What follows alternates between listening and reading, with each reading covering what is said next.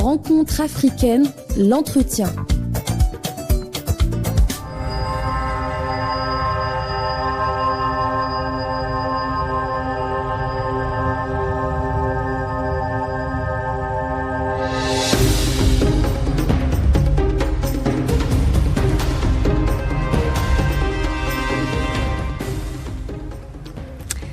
Madame, monsieur, bonjour, bienvenue dans ce nouveau numéro de Rencontre africaine, un numéro très spécial, avec un invité lui aussi très spécial. Je ne vous en dis pas plus, je vous laisse écouter et on revient après.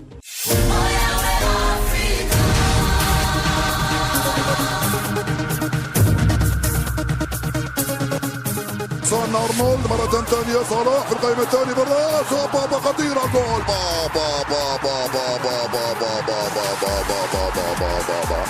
كرة القدم عجيبة وغريبة يا سلام صلاح في القائمة الثاني بالراس وحطها في الجول منذ لحظات كنت محاولة التوغل تلعب من هنالك على الجهة اليسرى هاي كرة جراديل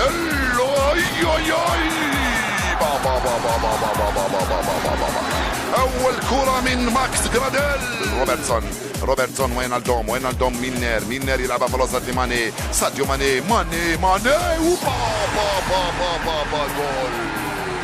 العبوا كما شئتم استحوذوا كما شئتم اعطوني كرة واحدة داخل منطقة العمليات نحطها في الجول بروعة كبيرة ساديو ماني ينقذ ليفربول في الوقت بدل الضايع ويسجل جول ولا اروع. نعم يا ساديو ماني ما زالت الكرة السنغالية وصلت لمباي لنيونغ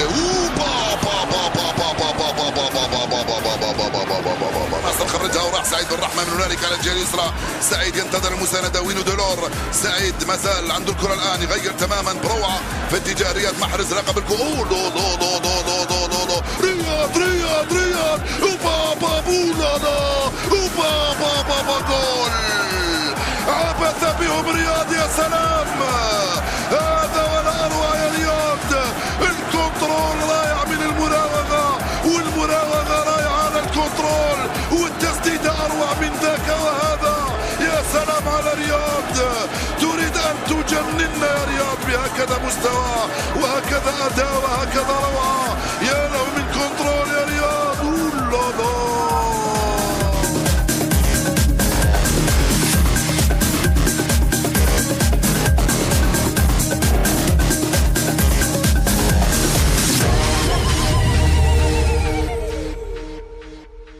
Eh bien, vous l'aurez sans doute deviné, il s'agit bel et bien du célèbre commentateur sportif de beIN Sport, Monsieur Hafid Dradi. Monsieur Dradi, bonjour. Bienvenue dans les studios d'Ifriqiya FM et merci d'avoir accepté notre invitation. Bonjour Amel, merci à vous de m'avoir invité. Je suis très heureux et très ravi d'être parmi vous et de revenir dans cette radio. Ça fait longtemps que j'ai pas visité. Merci encore une fois pour l'invitation. Eh bien, le plaisir est partagé, Monsieur Dradi, aussi pour m'accompagner aujourd'hui pendant cette rencontre africaine, mon collègue Joseph Ahanda, notre chroniqueur camerounais. Joseph, bonjour. Bonjour, Amel. Eh bien, bonjour, voilà, donc comme vous l'aurez compris, un numéro qui sera consacré au sport et au football africain. Mais tout d'abord, Monsieur Dradi, ma première question sera concernant cette nouvelle radio qui a vu récemment le jour, Ifriqiya FM, une radio tournée vers le continent africain et plus particulièrement aussi, entre autres, le sport et le football africain. Ça prouve tout notre intérêt pour nos amis africains, pour l'Afrique aussi, qui a toujours été le cas en Algérie depuis l'indépendance, même avant l'indépendance. Je profite de l'occasion pour féliciter la radio nationale qui ne cesse de progresser, que ce soit dans la forme ou bien dans le contenu. Ça fait partie de cette progression en créant cette chaîne spécialisée. Je suis très honoré et très heureux aussi de participer à une de ces émissions. Eh bien, tout l'honneur est pour nous, Monsieur Dradi. Justement, Monsieur Dradi, quel état des lieux du football africain vous faites actuellement? Bon, c'est difficile de faire un état des lieux du football africain, surtout si on parle du football local, que ce soit en Algérie ou bien au Cameroun ou bien dans n'importe quel pays africain. Mais s'agissant des équipes nationales, je peux dire par rapport aux joueurs professionnels que nous avons dans les meilleurs clubs du monde, je peux dire que le football africain, à travers nos équipes nationales, on peut le considérer comme l'un des meilleurs, comme le football asiatique ou sud-américain. Mais dans le domaine de la formation, des infrastructures. Il nous manque beaucoup de chemin à parcourir, il nous manque beaucoup de travail, surtout en direction de la jeunesse, en direction de la formation des joueurs, formation des formateurs, formation aussi de l'encadrement. Ça nous manque beaucoup. Bon, faute de moyens et faute peut-être d'imagination, je pense que le football ne peut pas le prendre loin de toute la situation générale, que ce soit politique, économique, culturelle, sociale. Donc, ça fait partie de cette situation globale qui n'est pas toujours stable, qui n'est pas toujours bonne, mais il y a beaucoup de qualité, beaucoup d'espoir aussi. Alors en parlant du football africain, bien évidemment, nous sommes en fin de saison actuellement, mais l'actualité sportive est assez riche, avec de nombreuses échéances qui approchent sur le plan continental et aussi mondial. On va peut-être commencer, Monsieur Daradji, par cette CAN 2024 qui sera organisée en Côte d'Ivoire. On connaît déjà le nom des premiers pays qualifiés. Tout d'abord, qu'est-ce que vous en pensez déjà des éliminatoires pour cette CAN ? Il n'y a pas eu de surprise, les grands se sont qualifiés, nous allons nous retrouver avec les meilleures équipes africaines, en Côte d'Ivoire, pays du football aussi. Ça fait longtemps que la Côte d'Ivoire n'a pas organisé cette Coupe d'Afrique des Nations. Ça tombe bien, au mois de janvier, les joueurs seront en pleine forme, en pleine saison, au milieu de la saison, pas à la fin de la saison. Je pense que nous aurons une Coupe d'Afrique d'un niveau très élevé avec le niveau actuel du Sénégal, de l'Égypte, de l'Algérie, du Maroc, de la Tunisie, de la Côte d'Ivoire, du Cameroun, du Nigeria. Nous avons beaucoup de bonnes équipes nationales qui vont jouer le titre. Justement, il y a la surprise aussi de la Zambie, que ça faisait longtemps qu'elle s'était pas qualifiée. Elle fait partie des premières équipes à s'être qualifiées. Également le Mali qui nous montre qu'effectivement ils sont une très forte équipe africaine, comme les grandes équipes. Ils ont beaucoup de qualité, les Zambiens et les Maliens aussi. Ouais. Beaucoup de joueurs professionnels qui jouent dans les meilleurs clubs. Et puis la Zambie, ça reste toujours une vraie école de football africain avec la qualité qu'elle possède depuis longtemps. On aimerait aussi parler de l'Algérie. Monsieur Daradji, vous venez de la citer. 5 matchs gagnés sur 5 matchs joués, sans faute. Donc on peut dire que les Verts sont de retour. Difficile de dire que c'est le retour, mais c'est encourageant pour l'avenir. Ne serait-ce que pour le moral des joueurs et du staff technique. Pour le public aussi, nous sommes passés par des moments très difficiles avec cette élimination de la Coupe du Monde 2022 et avec cette participation un petit peu très faible lors de la dernière CAN au Cameroun. C'était difficile de faire remonter la pente et remonter le moral des gens aussi, mais gagner 5 matchs aux éliminatoires de la CAN, ça reste toujours un exploit, des résultats aussi très importants que nous n'avons jamais réalisés auparavant. Il y a d'autres équipes aussi qui se sont qualifiées. On citera aussi la Tunisie. Oui. Elle s'est qualifiée, mais elle a été battue par contre par la Guinée. Le Maroc également a été battu par l'Afrique du Sud. Il a été battu en match amical par le Cap-Vert. Il a pourtant fait un bon parcours en Coupe du Monde. Mais est-ce que vous pensez que ça sera le cas lors de la prochaine CAN ? Ça va être difficile. Ça va être difficile pour une équipe qui n'a pas de tradition et qui n'a pas de grande qualité de faire la différence ou bien de jouer les premiers rôles et de gagner la Coupe d'Afrique. S'agissant des derniers résultats, je pense que c'est normal aussi. Il faut pas oublier qu'il y a beaucoup de nations et beaucoup de pays qui ont évolué, qui se sont développés dans le domaine du football. Il y a une génération qui arrive, qui n'a aucun complexe. Quand on parle du Cap-Vert, moi je l'ai vu jouer, c'est une très bonne équipe, ils ont beaucoup de qualité, beaucoup d'individualité, donc c'est normal de voir des joueurs et des équipes nationales africaines qui bousculent les grandes nations, entre guillemets. Oui, et comme je l'ai si bien dit, le football de nos jours, il a changé. Tout à fait. Donc on peut pas se focaliser sur le fait qu'une nation a eu des compétences comme ça en Coupe du Monde, et ça va se réaliser effectivement également pour l'Afrique. De nos jours, ça change du tic au tac, le football. Surtout en Afrique. Surtout en Afrique, effectivement.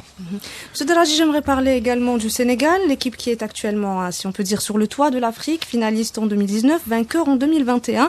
Le Sénégal a surpris le Brésil en amical, 4-2. On peut dire que ça sera un petit peu l'équipe à abattre lors de cette CAN. C'est une équipe qui monte en puissance, elle sera vraiment attendue lors de la prochaine CAN. Il ne faut pas oublier les résultats des jeunes équipes nationales sénégalaises. Il ne faut pas oublier les locaux qui ont fait un bon parcours. Le Sénégal s'est développé durant les 7 dernières années avec cette stabilité, que ce soit au niveau de la fédération ou bien au niveau des staffs techniques des différentes équipes nationales. Et en plus, ils ont cette génération guidé par Sadio Mané, par beaucoup de stars aussi qui jouent dans des meilleures équipes européennes. Je pense que c'est leur période, les Sénégalais. Et puis cette continuité qui a permis aux Sénégalais de gagner cette Coupe d'Afrique des Nations trop méritée. Ils ont failli même gagner la Coupe d'Afrique en 2019 contre l'Algérie. Ils ont fait une belle finale. Ils ont joué une belle finale. Et ils avaient un niveau exceptionnel. Ils ont créé beaucoup de difficultés. Je pense qu'ils seront les candidats et les favoris pour cette CAN 2024 en Côte d'Ivoire. J'aimerais revenir aussi une nouvelle fois à l'équipe d'Algérie. Elle abordera la CAN avec moins de pression. Mais néanmoins, il y a un petit peu d'instabilité en ce moment, notamment après la démission du président de la FAF, M. Djahid Sfizef. Est-ce que vous pensez que ça aura des répercussions? Sur le plan moral, oui. Sur le plan organisationnel aussi. Ça dépend aussi de ce qu'on va faire dans les prochains jours de cette fédération, parce que ça vient juste avant la CAN, juste avant le début des éliminatoires de la Coupe du Monde qui vont commencer au mois de novembre prochain avec 2 matchs. J'espère et je souhaiterais d'ici là que les choses rentreront dans l'ordre au niveau de la Fédération algérienne de football. Je pense que ça peut perturber, ça peut jouer aussi sur le moral des gens, mais tout dépendra des décisions à venir. Tout à fait. Monsieur, comment vous expliquez l'instabilité des résultats des équipes africaines et pourquoi elles n'ont pas de très bons résultats sur le long terme? C'est pas nouveau, ça fait longtemps, ça fait trop longtemps que les équipes nationales, les équipes africaines, le football africain, à part le Sénégal dernièrement, ça fait 4 ou 5 ans qui est sur le toit de l'Afrique et qui évolue d'une manière exceptionnelle. Nous avons vu l'Égypte, à un certain moment, ils ont gagné 3 Coupes d'Afrique des Nations, mais sinon, c'est beaucoup plus moral que technique, qu'organisationnel. Ça se passe dans la tête des joueurs africains, des entraîneurs africains. Je pense qu'ils n'ont pas cette maturité, entre guillemets, je parle pas de la maturité personnelle, la maturité technique, la maturité sportive, la maturité footballistique, avec cette non-stabilité aussi au niveau des staffs techniques, au niveau de l'administration. Elle a fait des présidents des fédérations qui changent à chaque fois, les entraîneurs qui changent à chaque fois. Je pense que c'est un problème organisationnel plus que technique. Oui, c'est sur ce point-là particulièrement que moi j'allais aborder le programme organisationnel, parce que lorsqu'il dans une équipe, on peut changer un entraîneur, changer 3 entraîneurs en un an, on change le président de la fédération de football, et puis même parfois au niveau des équipes, vous vous rendez compte que des joueurs qu'on a appelés aujourd'hui, qu'on imaginait que c'était des points focaux, après on les change, ça a un impact moral comme vous l'avez si bien dit, et voilà, ça fauche les joueurs, le mental des joueurs. Donc l'Algérie a eu 3 présidents de fédération en l'espace de 3 ans. C'est beaucoup. C'est beaucoup. Très bien, Monsieur Deladji, on continue toujours avec les échéances à venir. On a aussi le tirage au sort des groupes pour les éliminatoires de la Coupe du Monde 2026. Ils ont été dévoilés. L'Algérie dans le groupe G, en compagnie de la Guinée, de l'Ouganda, du Mozambique, du Botswana et de la Somalie. Avant de parler du groupe de l'Algérie, une vue globale sur ces groupes, vous les trouvez équilibrés? Non? Très équilibré par rapport au schéma, par rapport au système du tirage au sort qui avantage les grandes nations du football. Mais moi je pense pas que le Maroc a un groupe facile.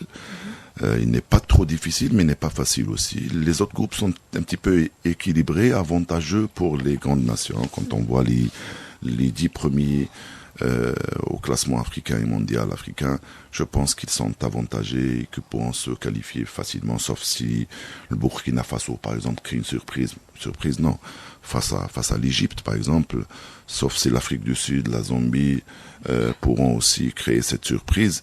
Mais ça reste toujours l'Afrique du Sud une grande nation de football et un grand pays. La Zambie aussi une grande nation de football. Le Burkina Faso a failli se qualifier lors du dernier mondial et même le mondial 2014. Nous avons eu beaucoup de soucis, beaucoup de problèmes avec eux au dernier match qualificatif. Je pense qu'il va y avoir 1 ou 2 surprises. Surprise, oui.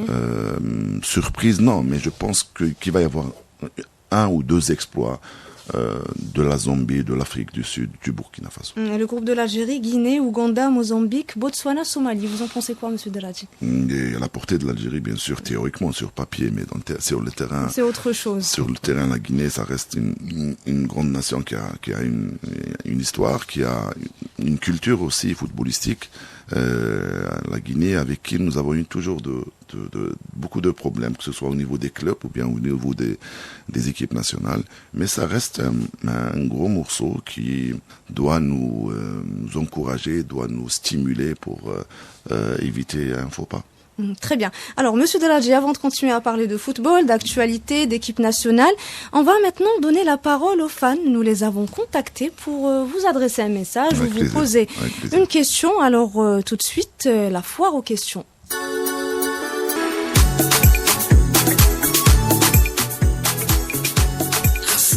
La foire aux questions.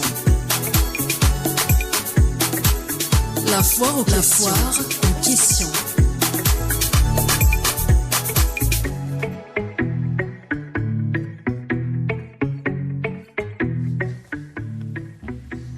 Alors, nous avons reçu beaucoup de questions de la part de vos fans, des gens qui aiment le football et qui aiment aussi le domaine du commentaire sportif.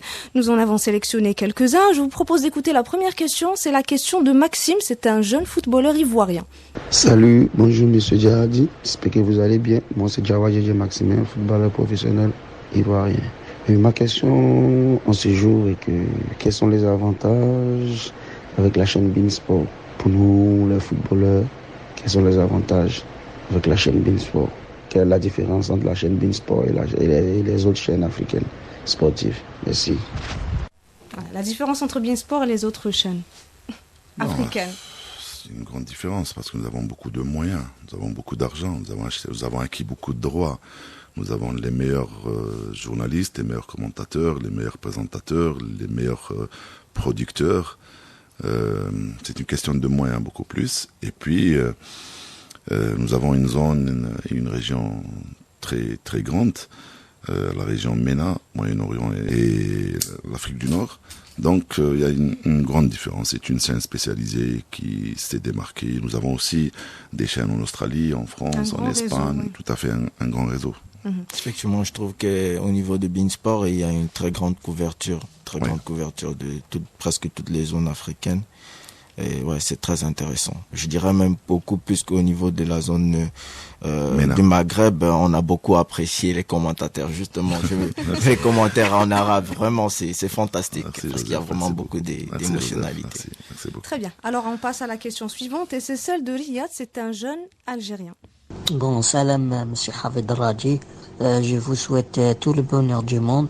Vous êtes à mes yeux le meilleur commentateur sportif au monde. Je voulais juste vous poser cette question. C'est quoi votre meilleur souvenir ou bien le meilleur match que vous avez commenté tout au long de votre carrière? Et merci beaucoup. Et j'espère vous rencontrer un jour. Voilà, donc, je pense avoir une idée du meilleur match, mais après je vous laisse répondre. Bon, tout d'abord, j'espère vous rencontrer moi aussi un jour, pourquoi pas ces jours-ci du moment que je suis en Algérie. Pour le meilleur match, il y a des meilleurs matchs. Il y avait auparavant, avant la CAN 2019, il y avait le match d'Omdurman entre l'Algérie et l'Égypte. C'est pas par rapport au match, c'est par rapport à ce qu'a entouré le match, par rapport à cette pression qui existait en ce moment-là, en 2009. Et puis le match du Nigeria en demi-finale de la CAN 2019 et ce fameux but de Riyad qui va rester, je pense, dans les annales du football algérien. Le but de Riyad et ma manière de le commenter. Donc je pense que c'est deux matchs qui resteront gravés dans ma mémoire. Très bien, vous avez parlé d'Omdurman. On va essayer de vous faire revivre à tous nos auditeurs ce moment historique pour le football algérien. On écoute. جمال حاس راح جاب الكرة، لعب يا رياض ولعب يا زفان، بقات دقيقة ونص، بغداد بونجاح راحت لسفيان وبغداد يرجع رياض عنده الكرة الآن، رياض يرجع تماما في الخلف في اتجاه جمال بالعمري. رجعنا الآن في هذه اللحظات، راجعوا النيجيريين، حذري الآن جمال بالعمري يلعب يوسف بليلي، راحت لإسماعيل بن ناصر، إسماعيل مع يوسف اطلبها رياض، وصلها رياض، ادخل رياض بابا رياض، زدت واحدة رياض، إسماعيل بن ناصر خطأ راح نقتلهم وخطأ في هذه اللحظات. نقتلهم مش بالمعنى القتل، لا يعني حبيت نقول بأنه راح نقضيوا عليهم كرويا وفنيا في هذه اللقطة. يا رياضة لو حطيتها في الجول. يا رياضة مخالفة على خط ال 18. 19 اسماعيل بن ناصر لرياض. الكرة في المخالفة. يا سلام. هل ستدخل أندي دولور أم تخلي رياض هو اللي ينفذها يا جمال؟ خلى بعدوا عليه يقول لهم جمال. خلوني يقول لهم جمال. رياض محرز والكرة الأخيرة في 90 دقيقة. رياض محرز وكرة الهدف الأول ثاني. يا سلام. رياض يستعد. القلوب كلها معلقة وواقفة هنا. يا سلام عليك يا رياض لو تخلصنا من الوقت الإضافي. يا سلام يا رياض لو تخلصنا من الوقت الإضافي. يا رياض لو تفعلها. يا رياض لو تفعلها. يا رياض لو تفعلها. المخالفة بين رياض محرز ويوسف بلايلي هي الكرة الأخيرة والفرصة الأخيرة. الحكم يقول لكم كصمة لازم تحترموا المسافة القانونية. غير محترمة المسافة سيد الحكم. غير محترمة المسافة سيد الحكم. رياض محرز يستعد لتنفيذ هذه المخالفة. حطها في الجول يا رياض. حطها في الجول يا رياض. حطها في الجول يا رياض. حطها في الجول يا رياض. حطها في الجول يا رياض. حطها في الجول يا رياض. جول. حطها في الجول يا رياض. حطها في الجول. حطها في الجول يا رياض. حطها في الجول. هذه هي الجزائر التي تنتصر. هذه الجزائر التي تخسر ولا تنكسر. هذه الجزائر التي تنتفض أبنائها من أجل بنائها. الجزائر التي تبكي أولادها. التي يبكي أولادها من أجلها. ويمارس لاعبوها الكرة بأرجلهم وعضلاتهم وقلوبهم وشرايينهم وجوارحهم. الجبابرة فعلوها. الله أكبر. الله أكبر. الله أكبر. تحيا الجزائر. الله أكبر. الله أكبر. تحيا الجزائر. ترجع لكريم زياني. يرفع من هناك. هيلة من كريم زياني. صعبة. هيلة ممتازة. ولا لا. يا بابا. يا بابا. الله الله الله الله. جول. جول. الله أكبر. وأي هدف. يا سلام على عنتر يحيى. أجمل هدف في العالم. هذا هو أجمل هدف في العالم وأحلاه. جول.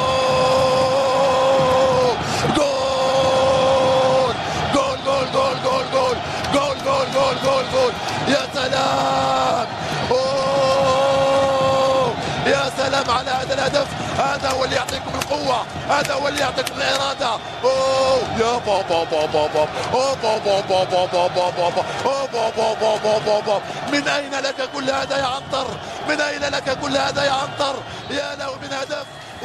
Alors nous venons d'écouter deux extraits. Le premier c'était le fameux commentaire Hattaha fil Gol ya Riyad qui est devenu viral sur les réseaux. C'était je pense si je me trompe pas lors du match Algérie-Nigeria. Tout à fait. Et le second c'était le fameux match d'Omdurman. Ça vous fait quoi monsieur Deradji de réécouter tout ça? On sent même un changement au niveau de la voix. Tout à fait. 10 ans, il y a 10 ans entre les deux commentaires, l'un en 2009, l'autre en 2019. J'espère qu'on ne va pas attendre 2029 pour on l'espère aussi, oui. Pour avoir un autre événement pareil. La voix est différente, le contexte est différent, mais c'est toujours Hafid qui commentait les matchs de l'Algérie, et c'est toujours avec plaisir. Et avec les mêmes émotions que vous nous transmettez à chaque fois. Tout à fait. Allez, monsieur Deradji, je vous propose d'écouter la question suivante. Elle est celle de Soumia. Et oui, les femmes aussi s'intéressent au football. Bonsoir, monsieur Deradji. Je suis une de vos fans. Je voudrais vraiment vous souhaiter beaucoup de réussite dans votre carrière. Et j'espère vous voir dans des projets ici en Algérie, dans notre pays. Bonne chance et bonne continuation. Des projets en Algérie, est-ce que vous en avez? À cette occasion, j'aimerais poser la question. Dans ma tête, oui, mais sur le terrain, pas encore. Quand on est à l'étranger ou bien on est à l'intérieur du pays, on a toujours des projets dans la tête, surtout dans notre domaine. Quels sont les projets? Je ne sais pas, il y en a beaucoup. Je pourrais commencer déjà à les concrétiser dans 1 ou 2 ans maximum. Mais il y a beaucoup de projets. Des projets peut-être sur le plan médiatique? Dans le domaine médiatique. Oui. Il y a beaucoup de gens qui aimeraient voir une chaîne. Pourquoi pas, monsieur Deradji? C'est pas facile. Une chaîne radio, oui, une chaîne télé, c'est difficile. Aussi. Une chaîne télé, c'est difficile. Pourquoi pas une chaîne radio spécialisée dans le sport? Ça nous manque beaucoup. Une chaîne télé dans le contexte actuel, ce n'est pas facile. Très bien, mais ça reste envisageable pour vous, tout monsieur à Deradji. fait, tout à fait. Très bien, allez, on passe à la dernière question et c'est celle d'Abouna. C'est un jeune Tchadien. On écoute. Je remercie d'abord cette opportunité et je remercie votre émission de m'avoir donné cette opportunité. Ma question est de savoir pourquoi BeIN Sport n'arrive pas à transmettre les derbys africains, par exemple les derbys du Cameroun, les derbys de Côte d'Ivoire, les derbys d'Afrique du Sud. Alors ce sont des pays qui génèrent pas mal de sportifs. Je pose ces questions pour savoir pourquoi pas, quelles sont les difficultés, alors que s'il y a le match Barça-Madrid, c'est presque tout le monde, parle du monde entier qui voit ces matchs. Même en Afrique, dans le milieu qui n'est pas avancé, ils ont cette opportunité de voir ces matchs. C'est simple, parce que nous évoluons dans une zone qui n'est pas la zone subsaharienne ou sud-africaine. Nous évoluons dans une zone nord-africaine et Moyen-Orient. Mais malgré ça, nous avons toutes les compétitions africaines, que ce soit les finales de la CAN, les finales de la CHAN, les finales aussi des compétitions de jeunes. Nous avons la Champions League africaine, la Coupe de la CAF, ça fait 10 ans que nous avons les droits et nous les avons jusqu'au 2028, je pense. Donc nous donnons beaucoup d'importance à l'Afrique. Nous avons beaucoup d'événements, nous avons les éliminatoires de la Coupe du Monde, nous avons les finales de Coupe du Monde, donc nous donnons de l'importance à l'Afrique. La preuve, tout le monde en Algérie, au Maroc, en Tunisie, même au Moyen-Orient, connaissent aujourd'hui le Cameroun, le Nigeria, la Zambie, l'Afrique du Sud, le Ghana. Ils connaissent le football africain convenablement. Il n'en demeure pas moins qu'il y a certains championnats qui manquent un peu de visibilité. C'est une question de droit aussi. C'est une question de droit et c'est une question de moyens de couverture parce que nous allons en Espagne et en France et en Italie parce qu'il y a des moyens de couverture meilleurs que les moyens de couverture en Algérie, au Cameroun, au Ghana et dans d'autres pays. Donc c'est une question aussi de qualité. Il faut aussi tenir compte que BeIN Sport c'est une entreprise et une entreprise cherche à générer du profit également. Tout à fait. Donc, nous dépensons beaucoup d'argent. Justement pour acquérir les droits, tout. Donc il faut avoir des retours sur investissement pour cela. Très bien. Alors c'était la dernière question de la foire aux questions. On enchaîne, on continue à parler de l'actualité sportive. C'est le moment de parler du mercato estival qui a fait couler beaucoup d'encre. Nous avons beaucoup de joueurs, à l'instar de Riyad Mahrez, enfin des joueurs africains de façon générale, qui se dirigent vers l'Arabie Saoudite. J'ai cité Riyad Mahrez. Il y a aussi Kalidou Koulibaly, Sadio Mané. Comment expliquez-vous ce choix, Monsieur Dradji? L'argent. Premièrement, l'argent. Tout simplement. Oui.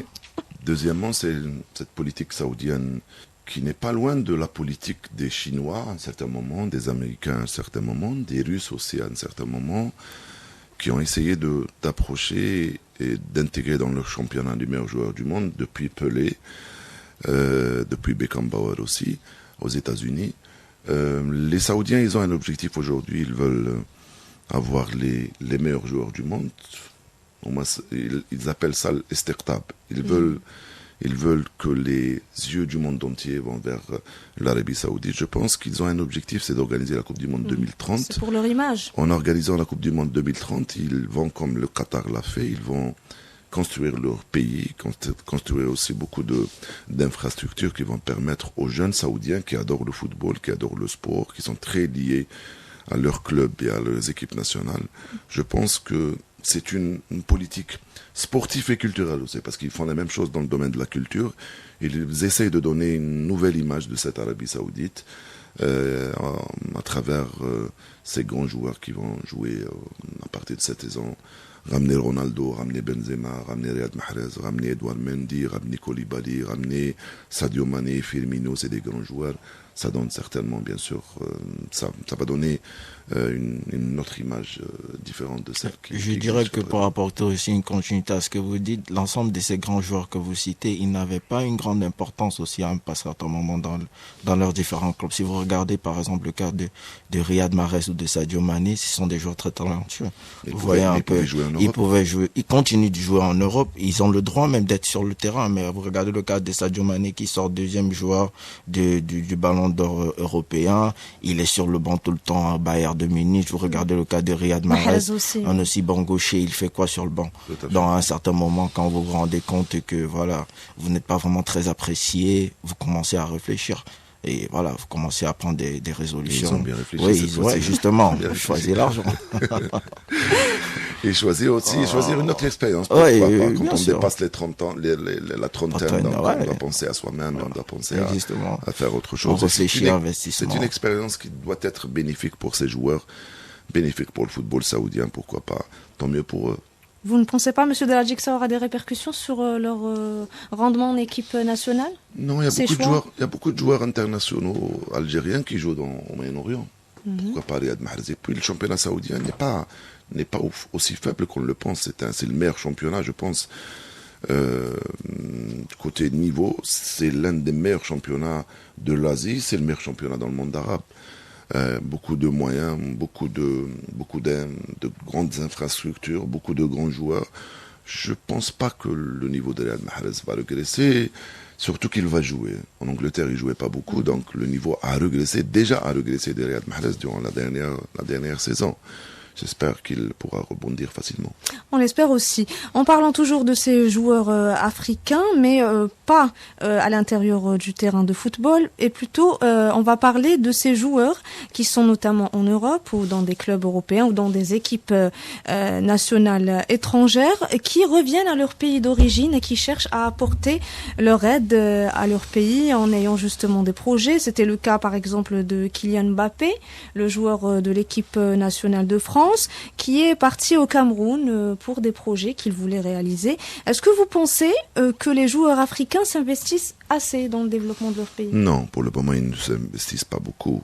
Et puis, c'est un devoir qu'ils doivent accomplir envers leur pays, surtout qu'ils ont beaucoup d'argent, premièrement, surtout qu'ils ont cette notoriété, surtout qu'ils ont cette image de marque qu'ils doivent transmettre à leur pays d'origine, à cette génération aussi qui monte. Je pense jusqu'à présent, ils ne font pas leur devoir convenablement envers leur pays. Mbappé, c'est la première fois qu'il va au Cameroun, je pense. Non, il a dit qu'il allait quand il était jeune. Ça tient compte également du fait que l'attachement de tout un chacun. Il n'avait pas le poids d'aujourd'hui quand il était jeune. Oui, justement, il n'avait pas justement cette image-là. Moi, je pense que justement le problème de ces jeunes Africains qui sont des figures emblématiques dans le football et qui ne font pas les mêmes gestes, c'est que voilà, ils n'ont pas cet attachement pour l'Afrique. Vous voyez un peu, peut-être ils n'ont pas cette éducation, ils ont vécu peut-être dans d'autres pays qui les ont accueillis, voilà, ils les considèrent. C'est le rôle de leurs parents aussi. Oui, justement, ça dépend aussi également grandement de l'éducation, justement. On sait qu'ils sont nés là-bas, ils ont pris leur éducation là-bas, ils sont français, chose qui est normale. Comme il est camerounais, il est français, comme il est algérien, il est français, il ne faut pas leur enlever cet avantage. Mais c'est le rôle des parents. Leur inculquer le droit des origines. Tout à fait. Et Kylian Mbappé qui devrait peut-être aussi faire une petite virée en Algérie, c'est en tout cas ce qu'a dit sa maman la dernière fois. Avec le PSG. Oui. J'espère qu'il viendra en étant un joueur du Real, pourquoi pas. Inch'Allah, on l'espère aussi. Monsieur Deladji, on va faire une deuxième halte avec une deuxième rubrique qui s'appelle le quiz. Nous allons essayer de tester vos connaissances sportives. C'est ce qu'on va voir. Tout de suite, le quiz.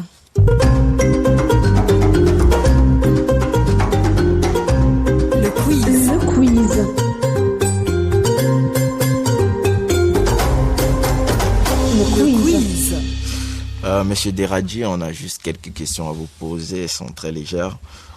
Pour la première, on va d'abord vous demander quel était le premier pays qui a organisé la première édition de la CAN. Le Soudan. Waouh, très bonne réponse. Bravo. Bravo. Sans trop réfléchir, à l'aise, tranquille. Et pour la deuxième question, on voudrait savoir quelle est la première nation qui s'est qualifiée pour la Coupe du Monde, la première nation africaine.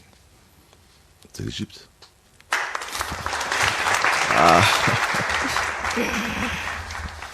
D'accord. On voudrait savoir si vous pouviez reconnaître ce joueur juste au travers de cette petite dynamique. C'est un Ivoirien. Il a joué dans plusieurs clubs européens, notamment Chelsea. Il a été finaliste de la CAN 2006 et de 2012. Drogba. Sans faute. On voudrait aussi vous poser une simple question qui n'est pas vraiment d'ordre très très sportif. Quelle est la première destination qui vous vient en tête lorsque vous voudriez passer vos vacances en Afrique? première destination. C'est autre que l'Algérie. l'Algérie, on va essayer un peu de développer.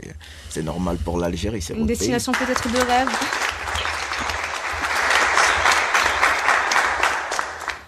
L'Égypte. L'Égypte. Ouais. Effectivement, c'est un très beau pays. Donc, parce que aussi j'ai beaucoup d'amis là-bas. Ah, d'accord. Vous vous déplacez selon les connaissances. Tout à fait. Okay, tout à fait. J'ai beaucoup de fans aussi. Ah, d'accord. Je reçois beaucoup d'invitations. Le problème aussi, c'est la situation de vos commentaires. Ils sont en arabe. Bon, beaucoup de personnes ne comprennent pas. Mais on comprend l'émotionnalité, la transmission de l'émotionnalité. On la reçoit.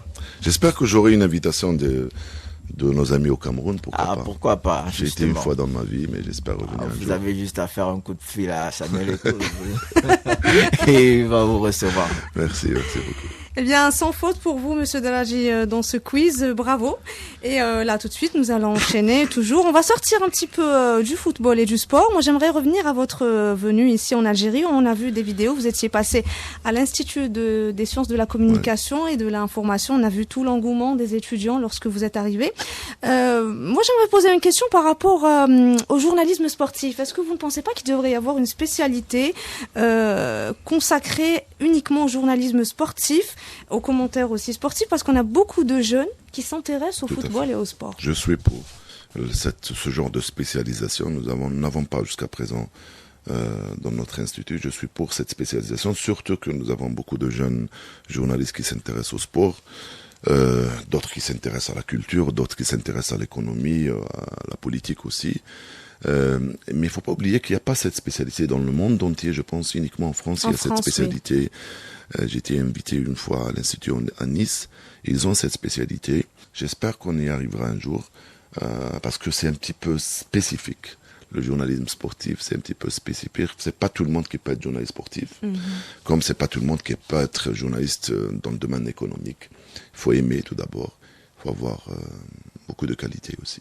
Justement, nous avons beaucoup de jeunes journalistes sportifs en Algérie. Comment est-ce que vous évaluez le niveau des journalistes sportifs algériens ? Difficile d'évaluer le niveau. Il n'est pas mauvais, mais il n'est pas très bon. Si j'ose dire en général, nous avons beaucoup de bons journalistes, de bons jeunes journalistes qui arrivent. Les vieux comme moi doivent laisser place à cette nouvelle génération, avec des nouvelles méthodes, avec des nouvelles technologies aussi. Aujourd'hui, nous avons ils ont beaucoup d'avantages par rapport aux réseaux sociaux tout d'abord, par rapport à l'internet, par rapport à beaucoup de choses que nous n'avions pas auparavant. Monsieur Deradji, vous pensez que le sport peut être un vecteur de dialogue et de communication pour les pays africains dans le cadre de la paix, de la revendication de la paix ? Beaucoup plus le sport qu'autre chose. Parce que je pense que c'est un domaine qui est partagé par tous les Africains, par tous les pays, par toute cette génération et par toutes les générations aussi, par rapport le sport et la culture aussi. Je pense aussi à la musique, à la culture aussi qui peut drainer derrière tout d'abord et qui peut être un facteur de cohabitation, un facteur aussi de coalition, de fraternité. Justement, pour moi, je pense que dû au fait qu'il ne tient pas compte des dispositions ethniques, des dispositions sociales bien précises, des différences, justement. C'est le premier élément. Par exemple, si je prends le cas de la Côte d'Ivoire, lors des émeutes au niveau des années 2010-2011, on a fait venir Drogba. On a fait venir Drogba pour rétablir la paix au niveau des différences, au niveau des peuples, en 2003 et en 2011 également. Mais pour le cas de 2011, c'était un peu plus très politique. C'était très difficile. C'était très difficile. Mais en 2003, oui, ils ont fait venir Drogba pour rétablir la paix et rétablir la coalition entre les peuples. Même Samuel Eto'o, que vous connaissez si bien, lorsque ça va pas, le président fait appel à lui dans ce cas de figure. Il a toujours cette popularité qu'il avait auparavant. En tant que président de fédération, je pense pas, non? Bon, c'est un cadre un peu plus difficile vu que c'est un nouvel aspect qu'on lui demande, l'aspect managérial. Mais sur le cadre de l'aspect footballistique et sa disposition en tant que rassembleur, il a toujours. Samuel Eto'o, c'est un demi-dieu quand même. Il a toujours été un grand joueur aussi. Oui. Non, ça, c'est compétences footballistiques, on n'en discute même pas. En tant que gestionnaire, peut-être peut-être ça pose beaucoup de Oui, questions. bon, justement, c'est un nouveau cadre de figure qui apparaît au niveau de sa personne. Donc, personne n'est parfait. Donc, on lui donne du temps pour pouvoir améliorer ses compétences. Il reste étau. Il reste étau. Oui. Donc le sport réunit, c'est toute la magie du football et du sport. Et en parlant du fait que le sport réunit, beaucoup de pays étaient réunis récemment ici à Alger dans le cadre des Jeux sportifs arabes. Tout d'abord un mot, Monsieur Deradji, sur l'organisation de cet événement, ensuite sur les résultats faits par les différentes équipes algériennes. Tout d'abord, nous avons réalisé de très bons résultats. J'ai découvert, moi personnellement, mais le public algérien a découvert une nouvelle génération de sportifs dans toutes les disciplines, qui ont beaucoup de qualité, qui ont besoin aussi beaucoup de moyens de suivi, de suivi aussi pour se développer, pour réaliser d'autres résultats au niveau africain, au niveau mondial aussi. Il faut pas oublier les Jeux méditerranéens aussi, qui nous ont permis aussi de découvrir une génération. La majorité d'entre eux ont participé aux derniers Jeux panarabes.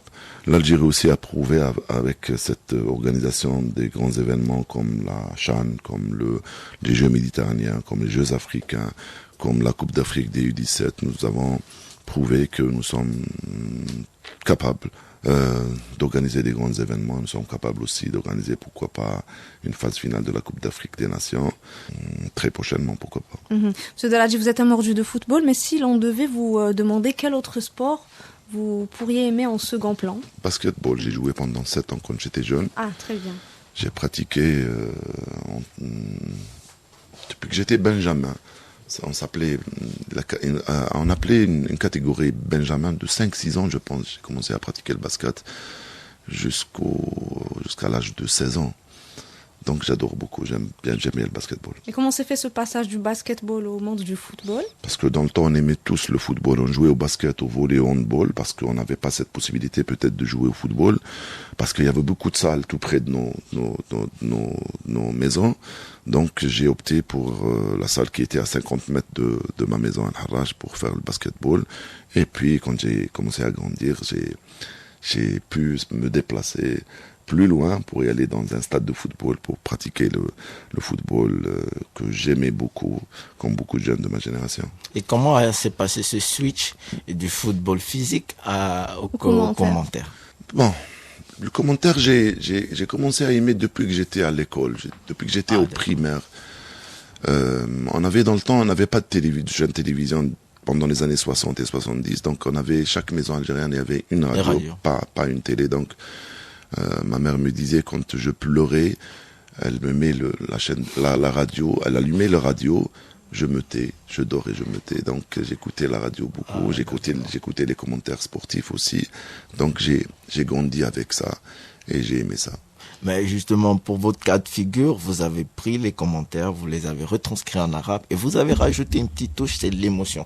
Moi personnellement, je vous dis la vérité, je maîtrise pas bien l'arabe. Mais si on vous dit qu'on veut faire un commentaire dans le football, on veut savoir quel commentaire je vais demander, c'est l'arabe juste à cause de vous. Wow, ouais, sérieusement, il y a un énorme impact que vous avez rajouté. Forte, oui. Ouais, l'émotion est forte, surtout quand il s'agit des buts en fait. Parce que j'aime ça, je le fais avec amour. Vous faites avec amour, ça se voit justement. Et Monsieur Deradji, si on vous demandait de vous projeter pour les prochaines années, Inch'Allah, vous voyez toujours dans le commentaire sportif ou bien est-ce que... Non, il faut s'arrêter, il faut savoir s'arrêter à un certain moment, je ne sais pas quand, ça peut être dans une année, ça peut être dans 2 ans, ça peut être dans 10 ans, ça dépend de ma santé tout d'abord et ça dépend aussi de ce qu'il y a comme opportunité. Mais je pense pas pouvoir continuer pendant 10 autres années. Ça va être un petit peu long. Et puis, il faut laisser place aux jeunes. Ah, justement, la formation des jeunes, vous n'en pensez pas? Si. Je pense à une académie, pour former des journalistes, pourquoi pas. Ça serait excellent, Monsieur Deradji. En tout cas, on espère vous écouter encore pour de longues années et nous faire vibrer. Mais je souhaiterais continuer à faire de la radio. Oui. J'ai aimé, vous ne pouvez pas imaginer, j'ai travaillé avec la radio pendant 5 ans avec mon ami Mahmoud Jabour, on avait une émission à la radio El Bahja. Oui. Pendant 5 ans, j'ai aimé, j'ai adoré. J'aimerais bien revenir un jour faire de la radio. Bien, Inch'Allah. Au plaisir des auditeurs. Et puis une belle voix, non? Tout à fait. Une belle voix. Hein? Tout à fait, Monsieur Dradji. On arrive déjà à la fin de ce numéro de Rencontre africaine. Je vais vous laisser le mot de la fin. Merci pour l'invitation. J'étais très honoré. Ça fait vraiment plaisir. Encore une fois, félicitations pour cette nouvelle radio. Je vous souhaite beaucoup de courage. Merci à mon confrère qui m'a accompagné, merci Joseph. Ce fut un plaisir. Merci à tous et on se retrouve très bientôt pour un nouveau numéro de Rencontre africaine.